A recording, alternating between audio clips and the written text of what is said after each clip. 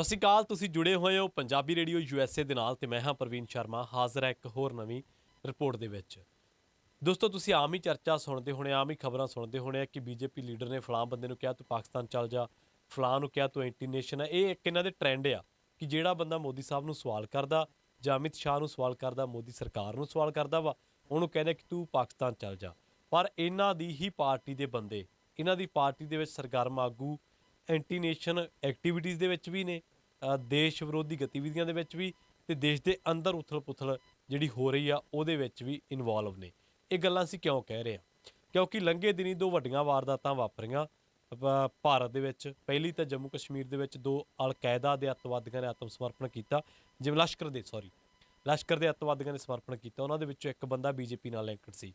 ਦੂਜਾ, ਤੁਹਾਨੂੰ ਯਾਦ ਹੋਣਾ, ਉਦੈਪੁਰ ਦੇ ਵਿੱਚ ਇੱਕ ਬੰਦੇ ਦਾ ਕਤਲ ਕਰ ਦਿੱਤਾ ਗਿਆ। ਬਹੁਤ ਮਾੜਾ ਹੋਇਆ, ਉਹ ਹੋਣਾ ਨਹੀਂ ਸੀ ਚਾਹੀਦਾ, ਬਹੁਤ ਨਿੰਦਣਯੋਗ ਘਟਨਾ ਵਾਪਰੀ ਆ। ਉਹਦੇ ਵਿੱਚ ਵੀ ਜਿਹੜਾ ਇੱਕ ਬੰਦਾ ਵਾ ਉਹ ਬੀਜੇਪੀ ਦਾ। ਤੀਜੀ ਗੱਲ ਇਹ ਹੈ ਕਿ 2 ਸਾਲ ਪਹਿਲਾਂ ਛੱਤੀਸਗੜ੍ਹ ਦੇ ਦੰਤੇਵਾੜਾ ਇਲਾਕੇ ਦੇ ਵਿੱਚੋਂ ਬੀਜੇਪੀ ਦੇ ਇੱਕ ਬੰਦੇ ਨੂੰ ਮਾਓਵਾਦੀਆਂ ਦੇ ਨਾਲ ਤਾਲੁਕਾਤ ਰੱਖਣ ਤੇ ਐਂਟੀ ਨੇਸ਼ਨ ਗਤੀਵਿਧੀਆਂ ਦੇ ਵਿੱਚ ਸ਼ਾਮਲ ਪਾਏ ਜਾਣ ਤੇ ਦੋਸ਼ਾਂ ਹੇਠ ਫੜਿਆ ਗਿਆ ਸੀ। ਚੌਥੀ ਜਿਹੜੀ ਖਬਰ ਆ ਉਹ ਵੀ 2 ਸਾਲ ਪਹਿਲਾਂ ਆਈ ਸੀ, ਜਦੋਂ ਬੀਜੇਪੀ ਦੇ ਹੀ ਇੱਕ ਬੰਦੇ ਨੇ ਪਾਕਿਸਤਾਨ ਜ਼ਿੰਦਾਬਾਦ ਦੇ ਨਾਅਰੇ ਲਾਏ ਸਨ। ਉਹ ਆਈ ਸੀ ਖਬਰ ਕਨੌਜ ਦੇ ਵਿੱਚ। ਹੁਣ ਬੀਜੇਪੀ ਦਾ ਤੁਸੀਂ ਢੰਗ ਸਮਝੋ ਪੋਲਿਟਿਕਸ ਕਰਨ ਦਾ ਕੀ ਹੈ। ਰਾਜਸਥਾਨ ਦੇ ਵਿੱਚ ਜਿਹੜੀ ਕਤਲ ਕੀਤਾ ਗਿਆ ਇੱਕ ਬੰਦੇ ਦਾ, ਬੜੇ ਜ਼ਾਲਮਾਨਾ ਤਰੀਕੇ ਦੇ ਨਾਲ ਸਿਰ ਵੜ ਦਿੱਤਾ ਗਿਆ, ਉਹਦੇ ਵਿੱਚ ਇੱਕ ਬੰਦਾ ਦਾ ਨਾਂ ਆਉਂਦਾ ਜਿਹਦਾ ਨਾਂ ਹੈਗਾ ਘੱਟ ਗਿਣਤੀਆਂ ਦੇ ਖਿਲਾਫ ਜਿਹੜਾ ਬਿਆਨਬਾਜ਼ੀ ਕੀਤੀ ਜਾਂਦੀ ਹੈ, ਮੁਹੰਮਦ ਰਿਆਜ਼। ਇਸ ਕਤਲ ਤੋਂ ਬਾਅਦ ਘੱਟ ਗਿਣਤੀਆਂ ਦੇ ਖਿਲਾਫ ਉਹਦਾ ਨਾਮ ਮੁਹੰਮਦ ਰਿਆਜ਼ ਆ।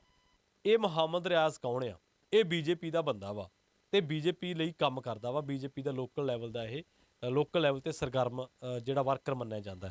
ਜਿਹੜਾ ਲਸ਼ਕਰ-ਏ-ਤੋਇਬਾ ਦਾ ਅੱਤਵਾਦੀ ਆ ਉਹ ਹੈਗਾ ਤਾਲਿਬ ਹੁਸੈਨ ਸ਼ਾਹ, ਤੇ ਭਾਜਪਾ ਦਾ ਅਹੁਦੇਦਾਰ ਰਿਹਾ ਵਾ। ਭਾਜਪਾ ਦੇ ਹੀ IT ਵਿੰਗ ਦੇ ਵਿੱਚ ਕਹਿ ਲਓ ਜਾਂ ਹੋਰ ਜਿਹੜੇ ਵਿੰਗ ਆ ਉੱਥੇ ਸ਼੍ਰੀਨਗਰ ਦੇ ਵਿੱਚ, ਉਹਦੇ 'ਚ ਰਿਹਾ ਵਾ। ਤੇ ਮਹੀਨਾ ਪਹਿਲਾਂ ਹੀ ਇਹ ਭਾਜਪਾ ਦੇ ਵਿੱਚੋਂ ਬਾਹਰ ਗਿਆ। ਜਦੋਂ ਇਹ ਫੜਿਆ ਜਾਂਦਾ, ਇਨਵੋਲਵ ਤਾਂ ਪਹਿਲਾਂ ਦਾ ਹੀ ਹੋਣਾ ਵਾ।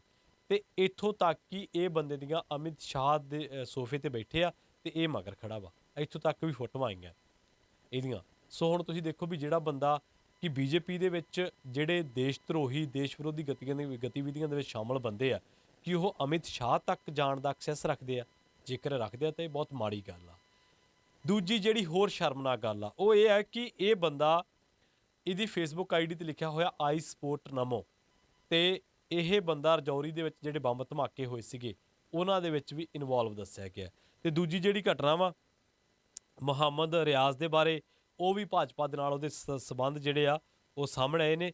ਤੇ ਉਦੈਪੁਰ ਕਤਲकांड ਨੂੰ ਕਿਸ ਤਰੀਕੇ ਨਾਲ ਅੰਜਾਮ ਦਿੱਤਾ ਗਿਆ ਤੇ ਉਸ ਤੋਂ ਬਾਅਦ ਦੇਸ਼ ਦੇ ਵਿੱਚ ਮਾਈਨੋਰਟੀਜ਼ ਦੇ ਬਾਰੇ ਕੀ ਕੁਛ ਕਿਹਾ ਜਾ ਰਿਹਾ, ਕੀ ਕੁਛ ਮਾਈਨੋਰਟੀਜ਼ ਦੇ ਬਾਰੇ ਬਿਆਨਬਾਜ਼ੀ ਕੀਤੀ ਜਾ ਰਹੀ ਆ, ਉਹਦੇ ਬਾਰੇ ਤੁਹਾਨੂੰ ਸਾਰਿਆਂ ਨੂੰ ਪਤਾ ਹੀ ਆ। ਇੱਕ ਪੈਂਤੜਾ ਸਮਝੋ। ਪੈਂਤੜਾ ਇਹ ਹੈ ਕਿ ਬੀਜੇਪੀ ਦਾ ਬੰਦਾ ਇਨਵੋਲਵ ਹੈ ਇੱਕ ਬੰਦੇ ਦਾ ਸਿਰ ਵੱਢਣ ਦੇ ਵਿੱਚ, ਬੀਜੇਪੀ ਦਾ ਵਰਕਰ ਦੱਸਿਆ ਗਿਆ ਉਹ। ਦੂਜੇ ਪਾਸੇ ਮੱਧ ਪ੍ਰਦੇਸ਼ ਦੇ ਵਿੱਚ ਕੀ ਹੋ ਰਿਹਾ, ਵਿਸ਼ਵ ਹਿੰਦੂ ਪ੍ਰੀਸ਼ਦ ਵਾਲੇ ਤੇ ਬਜਰੰਗ ਦਲ ਵਾਲੇ ਇਹ ਇੱਕ ਰੋਸ ਮੁਜ਼ਾਹਰਾ ਕਰਦੇ ਆ ਤੇ ਰੋਸ ਮੁਜ਼ਾਹਰਾ ਕਰਕੇ ਮੁਸਲਮਾਨਾਂ ਦੇ ਖਿਲਾਫ ਹਿੰਸਾ ਭੜਕਾਉਂਦੇ ਆ, ਭੜਕਾਊ ਸ਼ਬਦਾਵਲੀ ਵਰਤਦੇ ਆ ਤੇ ਅੱਗ ਲਾਊ ਜਿਹੜੀ ਇੱਕ ਤਰੀਕੇ ਨਾਲ ਕਾਰਵਾਈ ਆ, ਅੱਗ ਲਾਓ ਤੀਲੀ ਲਾਉਣ ਵਾਲਾ ਕੰਮ ਕਰਦੇ ਆ ਇਹ। ਤੇ ਵਿਸ਼ਵ ਹਿੰਦੂ ਪ੍ਰੀਸ਼ਦ ਕੀ ਆ, ਬਜਰੰਗ ਦਲ ਕੀ ਆ, ਇਹ ਵੀ ਤਾਂ ਹਿੰਦੂ ਜਥੇਬੰਦੀਆਂ ਹੀ ਨੇ। ਅਸੀਂ ਇਹ ਨਹੀਂ ਕਹਿੰਦੇ ਕਿ ਸਾਰੀਆਂ ਹਿੰਦੂ ਜਥੇਬੰਦੀਆਂ ਮਾੜੀਆਂ ਵਾ, ਪਰ ਹਿੰਦੂ ਜਥੇਬੰਦੀਆਂ ਦੇ ਵਿੱਚ ਕੁਛ ਅਨਸਰ ਆ ਜਿਹੜੇ ਕਿ ਪੋਲੀਟੀਕਲ ਬੈਕਡ ਨੇ ਔਰ ਉਹਨਾਂ ਦਾ ਏਜੰਡਾ ਸਾਫ਼ ਆ, ਹਿੰਦੂ ਰਾਸ਼ਟਰ। ਹੋਰ ਇਹਨਾਂ ਨੂੰ ਇਹ ਨਹੀਂ ਪਤਾ ਵੀ ਹਿੰਦੂ ਰਾਸ਼ਟਰ ਜਦੋਂ ਬਣ ਗਿਆ ਉਦੋਂ ਨੂੰ ਤਾਂ ਫੌਜ ਦੀ ਨੌਕਰੀ ਹੋ ਸਕਦਾ 4 ਸਾਲ ਦੀ ਵੀ ਨਾ ਰਵੇ। ਉਦੋਂ ਨੂੰ ਹੋ ਸਕਦਾ ਜਿਹੜੀ ਰੇਲ ਸੇਵਾ ਅੱਜ ਜਿਹੜੀ ਟਿਕਟ ਨੂੰ ਇਹ ਰੋਂਦੇ ਆ ਕਿ ਇੰਨੇ ਰੁਪਈਆਂ ਦੀ ਕਰਤੀ, ਇੰਨੇ ਰੁਪਈਆਂ ਦੀ ਕਰਤੀ, ਹੋ ਸਕਦਾ ਉਦੋਂ ਨੂੰ ਬੱਸਾਂ ਨਾਲੋਂ ਵੀ ਵੱਧ ਜਾਵੇ। ਹੋ ਸਕਦਾ ਹਵਾਈ ਜਹਾਜ਼ ਜਿਹੜੇ ਬਚੇ ਖੁਚੀ ਏਅਰ ਇੰਡੀਆ ਜਾਂ ਹੋਰ ਅਦਾਰੇ ਜਨਤਕ ਉਹ ਵੀ ਦੇ ਦਿੱਤੇ ਜਾਣ। ਹੋ ਸਕਦਾ ਬੈਂਕਾਂ ਦਾ ਵੀ ਨਿੱਜੀਕਰਨ ਜਿਹੜਾ ਹੋ ਜਾਵੇ। ਪਰ ਇਹਨਾਂ ਨੂੰ ਮੋਦੀ ਦਾ ਜਿਹੜਾ ਇੱਕ ਹਿੰਦੂ ਰਾਸ਼ਟਰ ਆ ਉਹਦੇ ਨਾਲ ਪ੍ਰੇਮ ਆ। ਇਹਨਾਂ ਨੂੰ ਨਹੀਂ ਪਤਾ ਕਿ ਹਿੰਦੂ ਰਾਸ਼ਟਰ ਦੇ ਵਿੱਚ ਕੀ ਆ।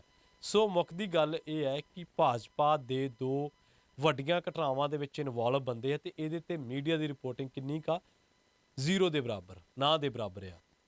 ਅਖਬਾਰਾਂ ਚੱਕ ਲਓ, ਉਹਦੇ ਵਿੱਚ ਵੀ ਇਹੀ ਹੈ ਕਿ ਲਸ਼ਕਰ-ਏ-ਤੋਇਬਾ ਦੇ ਅੱਤਵਾਦੀਆਂ ਨੇ ਆਤਮ ਸਮਰਪਣ ਕੀਤਾ ਵਾ। ਉੱਥੇ ਲਿਖਿਆ ਨਹੀਂ ਗਿਆ ਕਿ ਇਹ ਬੰਦੇ ਦਾ ਬੀਜੇਪੀ ਦੇ ਅਮਿਤ ਸ਼ਾਹ ਤੱਕ ਵੀ ਐਕਸੈਸ ਸੀਗਾ। ਉਸ ਤੋਂ ਬਾਅਦ ਰਾਜਸਥਾਨ ਵਾਲੀ ਘਟਨਾ ਚੱਕ ਲਓ, ਸਾਰੇ ਰਾਜਸਥਾਨ ਦੇ ਵਿੱਚ ਇੰਨੇ ਦਿਨ ਕਰਫਿਊ ਲੱਗਿਆ ਰਿਹਾ। ਦੂਜੇ ਦੇਸ਼ ਦੇ ਹਿੱਸਿਆਂ ਦੇ ਵਿੱਚ ਮੁਸਲਮਾਨਾਂ ਦੇ ਖਿਲਾਫ ਜੋ ਬੋਲਿਆ ਗਿਆ, ਜੋ ਇੱਕ ਤਰੀਕੇ ਨਾਲ ਸਾਰੀ ਕਮਿਊਨਿਟੀ ਨੂੰ ਦੋ ਬੰਦਿਆਂ ਨਾਲ ਜੋੜ ਕੇ ਦੇਖਿਆ ਗਿਆ, ਉਸ ਤੋਂ ਬਾਅਦ ਇੱਕ ਕਤਲ ਹੋਰ ਹੁੰਦਾ ਵਾ। ਸੋ ਕੀ ਇਹ ਪਤਾ ਕਰਨ ਦੀ ਜ਼ਰੂਰਤ ਨਹੀਂ ਹੈ ਕਿ ਕੀ ਇਹ ਬੀਜੇਪੀ ਨਾਲ ਜੁੜੇ ਬੰਦੇ ਇਹੋ ਜਿਹੀਆਂ ਘਟਨਾਵਾਂ ਦੇ ਵਿੱਚ ਸ਼ਾਮਲ ਕਿਉਂ ਨੇ? ਸੋ ਹੁਣ NIA ਦੀ ਜਾਂਚ ਦੀ ਮੰਗ ਹੋ ਰਹੀ ਹੈ ਵੱਖ-ਵੱਖ ਥਾਵਾਂ ਤੇ, ਪਰ ਦੇਸ਼ ਦੇ ਵਿੱਚ ਇਹ ਸਮਝਣ ਦੀ ਲੋੜ ਆ, ਦੇਸ਼ ਨੂੰ ਇਹ ਸਮਝਣ ਦੀ ਲੋੜ ਆ ਕਿ ਅੱਜ ਪੈਗਾਸਸ ਦਾ ਮੁੱਦਾ ਕਿੱਧਰ ਗਿਆ ਵਾ, ਅੱਜ ਰਫੇਲ ਡੀਲ ਦਾ ਮਸਲਾ ਕਿਉਂ ਨਹੀਂ ਹੈ, ਅੱਜ ਦੇਸ਼ ਦੇ ਹੋਰ ਜਿਹੜੇ ਮਸਲਿਆਂ ਤੇ ਚਰਚਾ ਹੋਣੀ ਚਾਹੀਦੀ ਹੈ, ਅੱਜ ਕਿਉਂ ਫੌਜ ਨੂੰ ਵੀ ਕਿਹਾ ਜਾ ਰਿਹਾ ਕਿ ਠੇਕੇ ਤੇ ਆ 4 ਸਾਲਾਂ ਲਈ। ਸੋ ਇਹ ਚੀਜ਼ਾਂ ਕਿਉਂ ਆ? 7 ਲੱਖ ਬੰਦੇ ਨੇ ਅਪਲਾਈ ਕੀਤਾ ਵਾ ਅਗਨੀਪਥ, ਜਿਹੜਾ ਕੁਛ ਦਿਨ ਪਹਿਲਾਂ ਹੀ ਜਿਹੜਾ ਪ੍ਰੋਟੈਸਟ ਹੋ ਕੇ ਹਟਿਆ ਵਾ ਉਹਦੇ ਲਈ।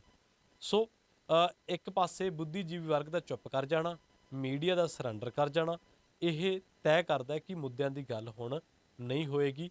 ਇੱਕ ਫਿਲਮ ਦਾ ਡਾਇਲੋਗ ਬੜਾ ਯਾਦ ਆਉਂਦਾ, ਜਿਹੜਾ ਕਹਿੰਦਾ ਕਿ ਇਤਨਾ ਸਨਾਟਾ ਕਿਉਂ ਹੈ ਬਾਈ। ਸੋ ਦੇਸ਼ ਨੂੰ ਇੱਕ ਖਾਸ ਏਜੰਡੇ ਦੇ ਤਹਿਤ ਇੱਕ ਰੰਗ ਦੇ ਵਿੱਚ ਰੰਗਿਆ ਜਾ ਰਿਹਾ, ਔਰ ਇਸ ਰੰਗ ਦੇ ਵਿੱਚ ਰੰਗੇ ਜਾਣ ਤੋਂ ਬਾਅਦ ਜਿਹੜਾ ਵਾ ਉਹ ਜਿਹੜੇ ਦੇਸ਼ ਦੇ ਅਸਾਸੇ ਹੋਣਗੇ, ਦੇਸ਼ ਦੀ ਦੌਲਤ ਹੋਊਗੀ, ਉਹ ਚੰਦ ਕੁ ਬੰਦਿਆਂ ਕੋਲ ਹੀ ਹੋਊਗੀ। ਉਹ ਹਿੰਦੂ ਰਾਸ਼ਟਰ ਤਾਂ ਹੋਊਗਾ ਪਰ ਕਹਿਣ ਨੂੰ ਹੋਊਗਾ। ਸੋ ਇਹ ਵਿਭਿੰਨਤਾਵਾਂ ਭਰਿਆ ਦੇਸ਼ ਆ। ਸਾਰੇ ਲੋਕਾਂ ਨੇ ਆਜ਼ਾਦੀ ਦੇ ਸੰਗਰਾਮ ਦੇ ਵਿੱਚ ਹਿੱਸਾ ਪਾਇਆ। ਦੇਸ਼ ਸਾਰੇ ਲੋਕਾਂ ਦਾ ਵਾ। ਹਿੰਦੂ ਰਾਸ਼ਟਰ ਬਣਾਉਣ ਦੇ ਨਾਲ ਹਿੰਦੂਆਂ ਦੇ ਮੁੰਡਿਆਂ ਨੂੰ ਕੋਈ ਬਾਲੀਆਂ ਵੱਡੀਆਂ ਨੌਕਰੀਆਂ ਨਹੀਂ ਮਿਲ ਜਾਣਗੀਆਂ।